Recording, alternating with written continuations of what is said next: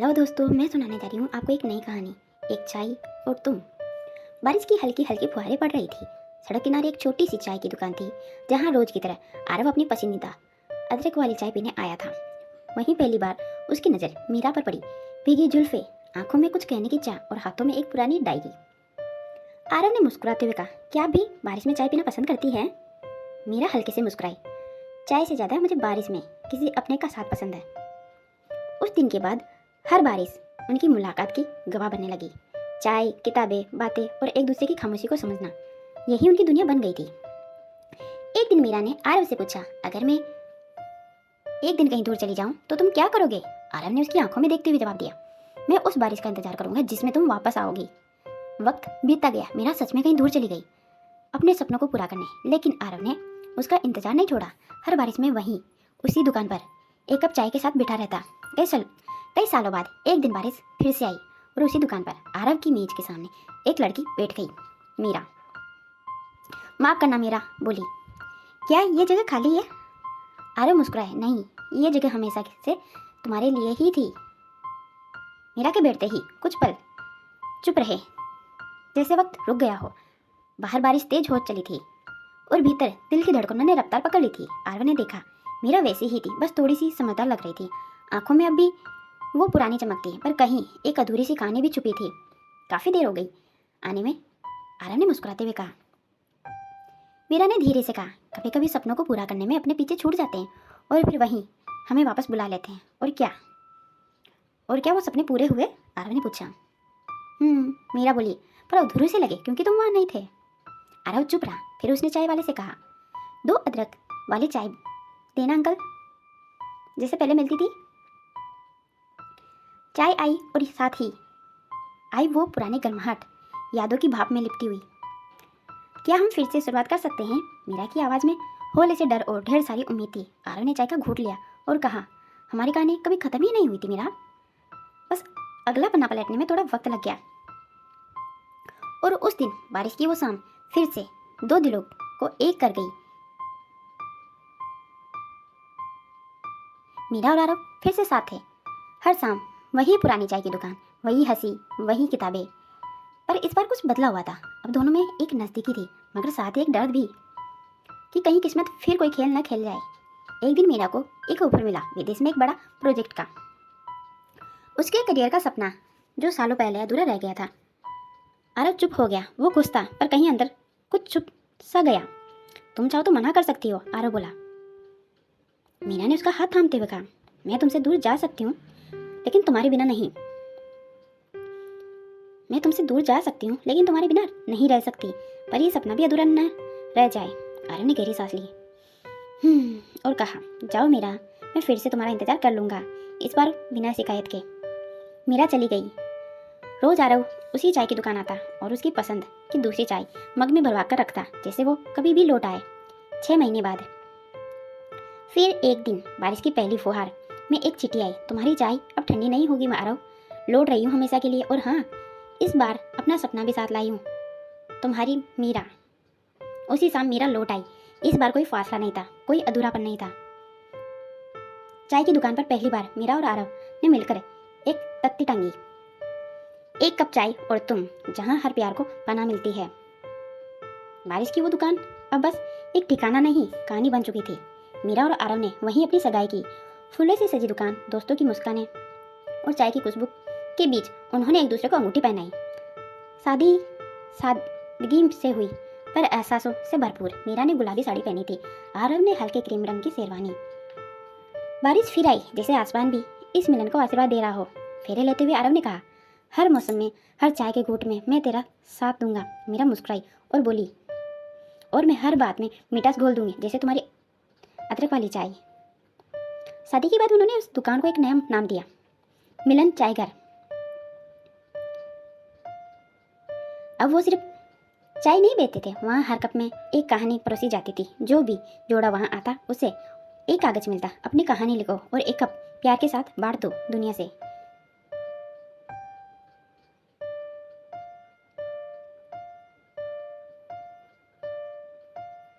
मीरा की आंखों में एक अलग सी चमक थी और आरा की आवाज़ में और भी मिठास। दोनों की दुनिया अब सिर्फ एक दूसरे तक सीमित नहीं थी, अब उनके बीच एक और रिश्ता पनप रहा था। एक शाम जब दुकान पर हल्की सी बारिश हो रही थी, मीरा ने आरव को एक छोटा सा कप पकड़ाया। उसमें चाय नहीं थी बल्कि एक चिट थी। इस बार चाय में मिठास थोड़ी ज़्यादा होगी क्योंकि अब हम 3 होने वाले हैं। आरव कुछ पल चुप रहा, फिर खुशी से उसकी आंखें भर आई। उसने मीरा को गले लगाते हुए कहा, अब तो हमारी दुकान में सबसे खास मेहमान आने वाला है। 9 महीने बाद बारिश के ही एक दिन उनकी गोद में एक नन्ही परी आई, बड़ी बड़ी आंखें, गुलाबी गालों वाली, जो जब हंसती तो लगता जैसे सारी दुकान मुस्कुरा रही हो। उन्होंने उसका नाम रखा ईरा, जिसका मतलब था प्योर लाइट। अब दुकान पर एक बोर्ड और लग चुका था, मिलन चाय घर। अब ईरा स्पेशल चाय के साथ। हर ग्राहक को अब एक कप के साथ एक नन्ही सी मुस्कान भी मिलती।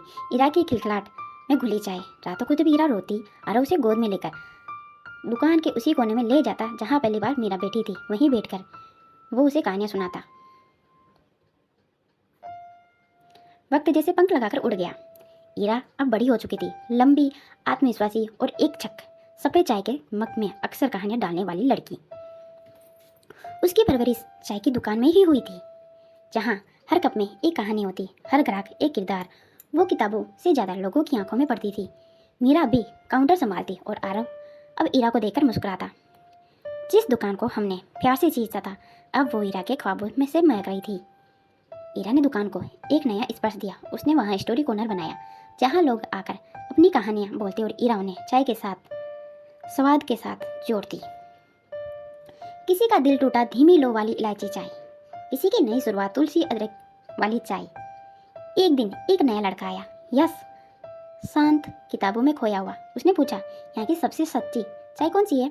ईरा मुस्कुराई, जो दिल से नकली हो और जिसे पीते वक्त आंखें बंद हो जाए। धीरे धीरे ईरा और यश में भी वैसा ही रिश्ता बनने लगा जैसा कभी मीरा और आरव में हुआ था। चुपचाप गहराई से चाय की खुशबू में घोला हुआ आरव और मीरा दूर से देखते और बस एक दूसरे को देखकर मुस्कुरा देते। बरसात का मौसम फिर लौट आया था। दुकान के बाहर हरियाली खिली थी और अंदर ईरा अपने स्टोरी कॉर्नर की सजावट में लगी थी। उसी दिन एक लंबी कार दुकान के सामने आकर रुकी। सूट बूट में एक लड़का उतरा, शालीन, आत्मविश्वासी और आंखों में कुछ ऐसा जो सीधा दिल तक उतर जाए। वो अंदर आया, चारों ओर देखा, फिर ईरा की ओर बढ़ा। मैं विराज हूँ और मैंने तुम्हारे ईरा स्पेशल के बारे में सुना है। ईरा थोड़ी चौंकी। विराज एक जाने माने उद्योगपति का बेटा था, लेकिन उसका अंदाज एकदम सादा और सच्चा था। ईरा स्पेशल चाहिए। वो मुस्कुराई, तो पहले अपनी कहानी सुनानी पड़ेगी। विराज ने कुर्सी खींची, बैठा और बोला, मेरी कहानी थोड़ी अधूरी है। मैं बहुत कुछ पा चुका हूँ पर सुकून नहीं है। और जब मैंने इस दुकान के बारे में सुना तो सोचा शायद सुकून यहाँ मिल जाए। चाय आई, हल्की दालचीनी वाली चाय। विराज ने घूट लिया, आंखें बंद की और बस मुस्कुरा दिया। वो रोज आने लगा, कभी स्टोरी कॉर्नर में बैठता, कभी ईरा से बहस करता कि अदरक ज़्यादा होनी चाहिए, कभी दुकान साफ करने में हाथ बटाता। धीरे धीरे ईरा के दिल में वो जगह बनाने लगा जैसे मीरा के लिए आरव बना था। एक शाम जब दुकान में बारिश की रुम-झुम गूंज रही थी, विराज ने ईरा से कहा, अगर इजाज़त हो तो मैं तुम्हारी ज़िंदगी की चाय में एक स्थायी स्वाद बनना चाहूँ। ईरा की आंखों में चमक थी, होठों पर मुस्कान। तुम मेरी चाय के वो स्वाद हो जो देर से आता है लेकिन सबसे गहरा होता है। सब कुछ सही चल रहा था। ईरा और विराज की कहानी नई नई महक रही थी। मीरा और आरव का मिलन अब उम्र के साथ और गहरा हो गया था। लेकिन एक दिन सब कुछ बदल गया। सुबह की चाय के बाद आरव अचानक गंभीर हो गया। मीरा ने देखा उसकी आंखों में कुछ अलग था, एक तूफान जैसा। मीरा, आरव ने कहा, मुझे देश ने बुलाया है, मुझे अब वर्दी पहननी है। मीरा जैसे पत्थर बन गई, इस उम्र में?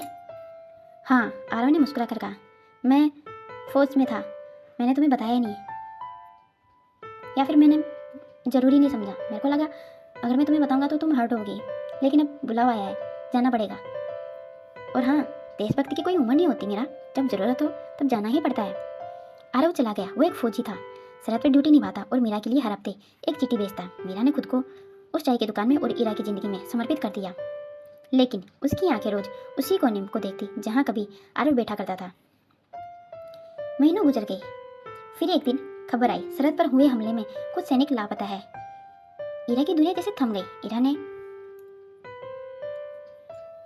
खुद को संभाला। विराज ने हर जगह खबर निकलवाई पर कोई पता नहीं चला। मीरा भी रोज दुकान खोलती, आरव के लिए 2 कप चाय रखती और इंतजार करती। 2 साल बीत गए। एक सुबह हल्की बारिश हो रही थी। मीरा ने दुकान खोली और देखा कोई आदमी सामने खड़ा था, वर्दी में, थका हुआ, झुका हुआ, मगर मुस्कुराता हुआ। एक कप चाय और एक मीरा चाहिए, उसने कहा। मीरा की आंखें भर आई। उसने हाथ में से कप गिर पड़ा। आरव लौट आया था, जिंदा, मुस्कुराता, टूटा नहीं, पर उसका प्यार अभी भी जिंदा था। मीरा अब सिर्फ एक चाय घर की मालकिन नहीं रही, वो अब मिलन चाय घर से निकलकर शहर की सबसे तेज, बेबाक और बहादुर लड़की बन चुकी थी। दिन में चाय पर कहानियां सुनाना, पर शाम को ईरा को बाइक की गरज सुनाई देती, जैसे कोई तूफान आ रहा हो। एक दिन दुकान के सामने कुछ गुंडे आए जो इलाके में जबरन वसूली करते थे। हर दुकान से हफ्ता चाहिए उन्होंने कहा, लेकिन उन्हें नहीं पता था ये दुकान चाय की हो सकती है, लेकिन इसकी मालकिन दूध में उबाल जैसी थी। ईरा बाहर आई, बिना डरे सीधे उनकी आंखों में देखा और बोली, चाय उबाल सकती हूँ तो तेरे जैसे को भी समझा। गुंडे ने हाथ उठाया, पर अगले ही पल ईरा की एक जोरदार लात ने उन्हें जमीन में गिरा दिया। अब लोग दुकान पर सिर्फ चाय नहीं, हौसला पीने आते थे। विराज भी हैरान था। तुम तो सच में मेरी हीरो बन गई हो। ईरा हंसते हुए बोली, मैं हीरो नहीं, हीर हूँ, वो भी असली वाली। अब दुकान एक नया नाम पा चुकी थी।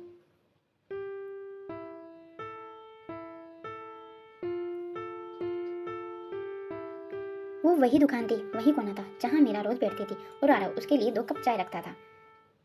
अब आरव लौट चुका था, जिंदा, मुस्कुराता और हर बार मीरा को देखते हुए थोड़ा सा जीता हुआ। पर एक बात अब भी अधूरी थी, वो सवाल जो बरसों से उसके दिल में था,